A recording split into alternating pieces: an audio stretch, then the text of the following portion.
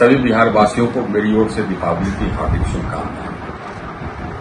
आप सभी सपरिवार स्वस्थ रहें, सुखी रहें और खूब तरक्की करें, ऐसी मेरी ईश्वर से कामना है। अपने राज्य तथा अपने परिवार के भविष्य तय करने का समय अब हमारे सामने आ गया।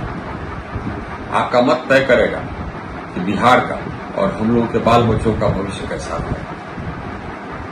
यदि आप बिहार और अपने बाल बच्चों का भविष्य उज्जवल देखना चाहते हैं तो मेरा आपसे निवेदन होगा कि किसी भी आपराधिक पृष्ठभूमि के व्यक्ति अथवा भ्रष्ट व्यक्ति को वोट नहीं दें, भले ही वो व्यक्ति आपके जात का ही क्यों नहीं। यदि आपके सामने जितने भी उम्मीदवार हैं वो सभी भ्रष्ट और क्रिमिनल प्रकृति के या क्रिमिनल पृष्ठभूमि के हैं तो बेहतर होगा कि अपना मत आप नोटा को दें। ऐसे व्यक्ति को वोट देने से बेहतर यही होगा। यदि आप आपराधिक पृष्ठभूमि के अथवा भ्रष्ट व्यक्ति को अपना वोट देंगे तो बिहार से कभी भी अपराध और भ्रष्टाचार का खात्मा नहीं होगा। बिहार कभी प्रगति नहीं करेगा और हमारे बाल बच्चों को बाहर जाकर के ही अपनी रोजी रोटी कमानी होगी, क्योंकि कोई उद्योग यहां आएगा नहीं। भ्रष्ट और आपराधिक पृष्ठभूमि वाले कुछ कैंडिडेट्स का उदाहरण हमारे सामने जो आया वो मैं आपके सामने रख रहा हूं। एक है मोकामा से एनडीए के प्रत्याशी अनंत सिंह। इन पर हत्या, नरसंहार और अपहरण के कई आरोप, गंभीर आरोप लगे। इन आरोपों के लिए जेल में भी रहे। 1985 में मैं पटना का जिलाधिकारी था। उस समय ये इनके बड़े भाई दिलीप सिंह, विवेका सिंह, इनके भाई, ये लोग अनुमंडल मुख्यालय में उपद्रव कर रहे थे तो मैं वहां पहुंच करके इनको खदेड़ा। मोकामा से ही आरजेडी के प्रत्याशी हैं सूरजभान सिंह की तरफ। मैं गृह सचिव बिहार था। उस समय सूरजभान सिंह बिहार के नंबर 1 डॉन जाने जाते थे। 2-3 राज्यों में इन पर हत्या इत्यादि के, हत्या, नरसंहार, अपहरण इत्यादि के मुकदमे रहे।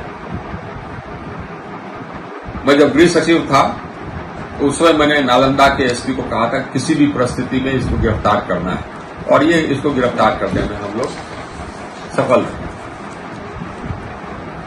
ये स्वतः चुनाव नहीं लड़ सकते हैं मुकदमों के कारण, आपराधिक मुकदमों के कारण, तो अपनी पत्नी को गिरफ्तार किया।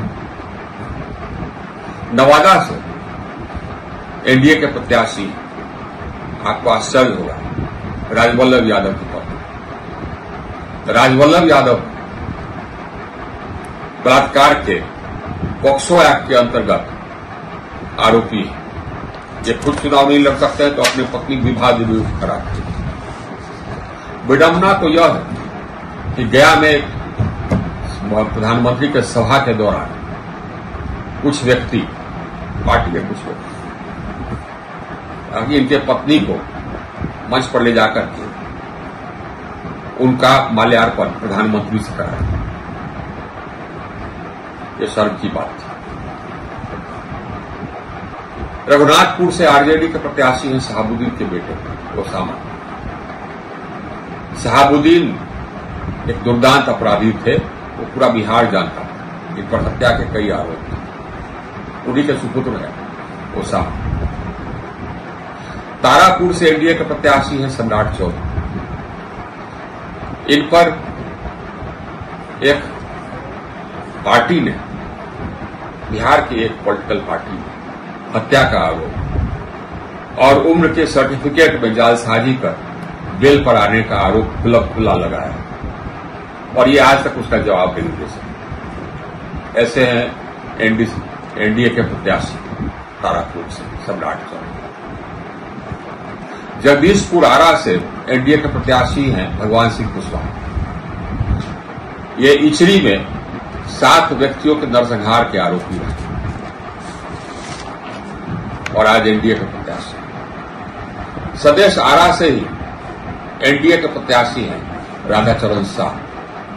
ये हाल ही में जेल से छूट गया है।